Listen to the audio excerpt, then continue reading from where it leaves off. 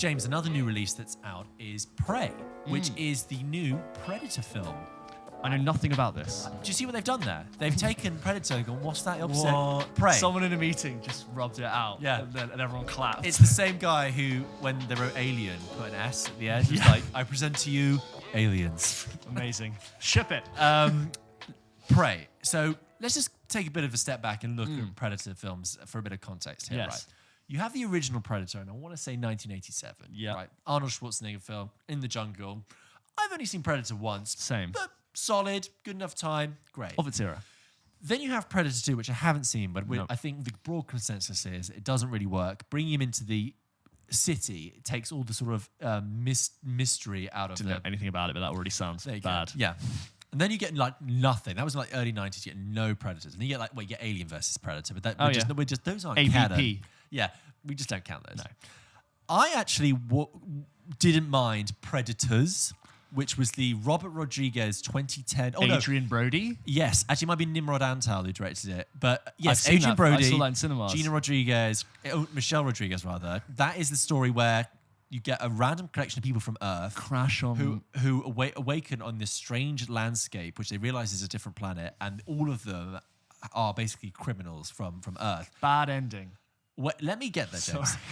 You've got Adrian Brody in like his hulking, I'm going to be an action hero guy. Yeah. You've got Michelle Rodriguez, Walton Goggins, Topher Grace, Lawrence Fishburne. Yeah. And I think, yeah. It's a good cast. It's a good cast, and it's an interesting premise. It's this idea that they have been like, you don't see anything else other than on that planet, and the idea is that they are game to be hunted by the predators, right? Okay. It's like a open season, and yeah, it's serviceable. It has a bit of a bad ending, but I remember thinking this is an interesting premise. That's an interesting take, Sure, in a different direction.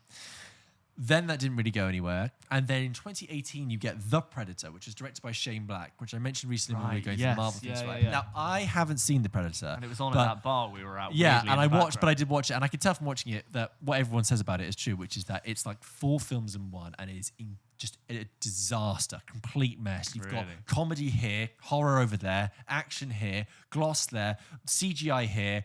Just no one engaged. I don't even think I was aware of it when it came out. Exactly. So you kind of had you've had 4 Predator films, not including AVP. You've had 4 Predator films where only really one of them's really landed, which is the first one. Although, like I said, I didn't mind the Robert, the 2010 one. So this brings in Prey, which is like this rethink and redoing of the whole franchise, right?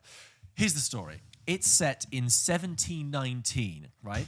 No. And follows Nauru. Yeah, okay. Are you counting how many years ago that was? Just to get brushing up on my early 1700s. It's set in 1719 in the Great Plains of North America, and it follows a Comanche settlement, and specifically Nauru, who is a Comanche, and she loves to hunt, and she wants to be a good hunter, and she's very adept at using her father's battle axe, but the gender roles within the settlement require her to be out essentially gathering and doing the female chores, the preparing the food, the preparing the medicine.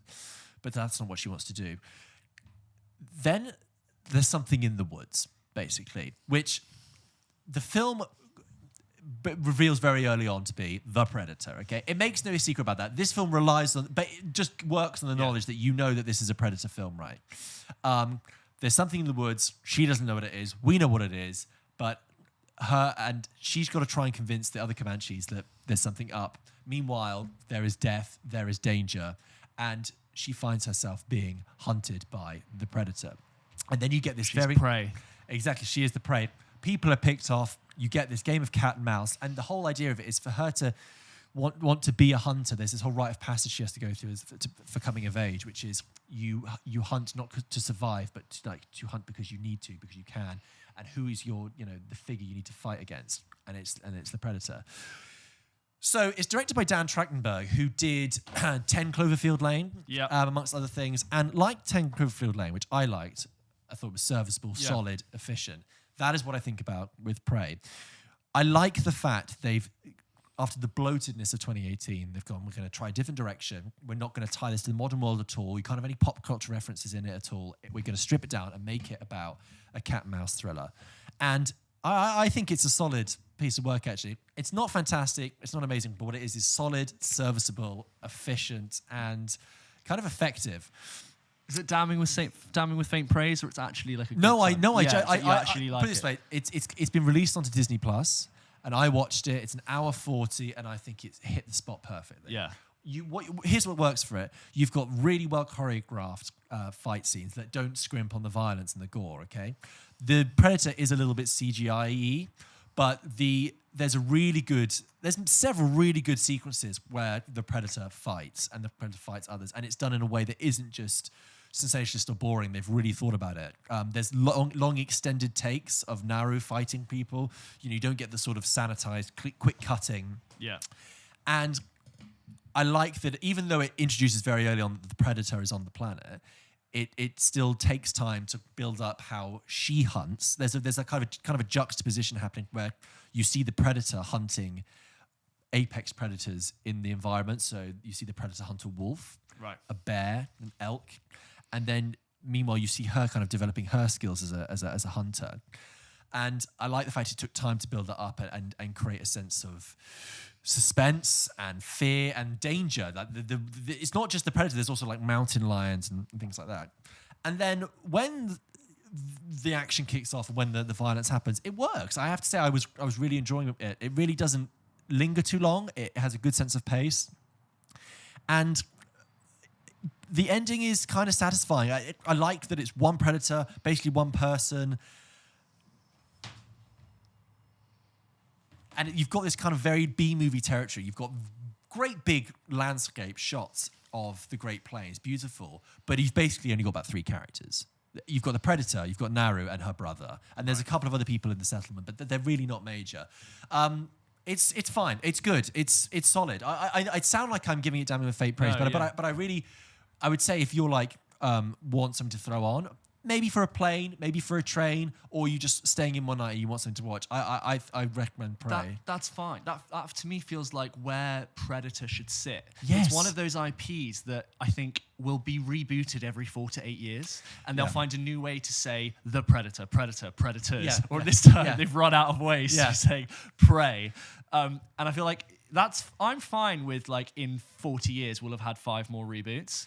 Yeah. But if they're good and they're entertaining in the same way that Predator was in its original inception, who's bothered? This feels much more loyal and much more loyal to the original Predator in that it is stripped down. Okay, the other one was in the jungle, but this is in the forest. It's like stripped down, focuses on the premise, and in a way expands on it as well. I think the two of them together, it's almost like... Is it like Logan compared to X-Men 3? I don't know. It's... Do you know what I mean? Yeah, it's a detox. It's a nice detox, and honestly, I think you could just draw a line from Predator to Prey and have those as a double bill and cut out all the other Predator films. I do think it's a really interesting follow-up and a way of engaging with that IP. You've taken an IP that's been worn out and doesn't really have a direction and been able to sort of recontextualize it and refocus on it. And, I'm watching it thinking, this Predator's fucking badass and fucking dangerous. I feel kind of fearful of the Predator. You said you saw it on Letterboxd. Were your expectations raised by something you'd seen there? Because I don't think that's a film necessarily that you or I would jump out to see. So I'm wondering, had you heard good things and that sparked you to go see it? No. What the reason I wanted to see is that I was on Letterboxd and it came out in the US a week before. And there was just this film called Prey. I didn't know anything about it, but I looked at the typeface they used in the poster, and I was like, that looks like the Predator typeface. And also, before I even recognized the typeface, I thought, what is this film that I haven't heard of that doesn't seem to be connected to existing IP? And I looked at it, I was like, Prey. And then I realized it was connected to Predator. And that's what intrigued me. I thought, oh, good. Okay, it's attached to existing IP, but it's gone and basically done a standalone film. It is to Predator what the Batman is to the DC films, and I mean that's big and blue, but and Joker is as well. Just go and do a standalone story. You could do another standalone Predator film, just set in a different time period. Like Assassin's Creed would always come back and be set in a different time period, but you're basically an assassin. Yeah. Do that with Predator films. Just take the concept of a elite huntsman. So I mentioned Predators. I liked that for having an interesting concept. It just didn't deliver as much. I think it's solid and delivers on the action and the thrills of a monster pick. Would you have paid a cinema ticket to go see it, or is it sort of existing in this Amazon Prime land. I think if you saw it at the cinema, you wouldn't be disappointed. I think that you've got the visuals there, and I said you've got the nice cinematic choreography.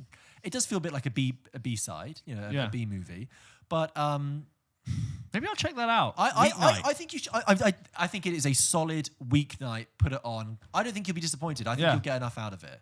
Well, there you go. Because you listen to it. I'm not beefing up saying, oh, it's really good. I'm like, it's what you said. It is exactly what it should be. Yeah. It's fine, and that's all it needs to be. It's entertaining. Thank you. There'll be another one in 6 years that hopefully is also good. Yeah, it's not trying to world build. Just let it be a film. Oh, God, yeah, that is Thank nice, God. Did you watch Prey? Do you agree with George? Let us know and write into the show. You can do by emailing hello@pulpkitchenpodcast.com.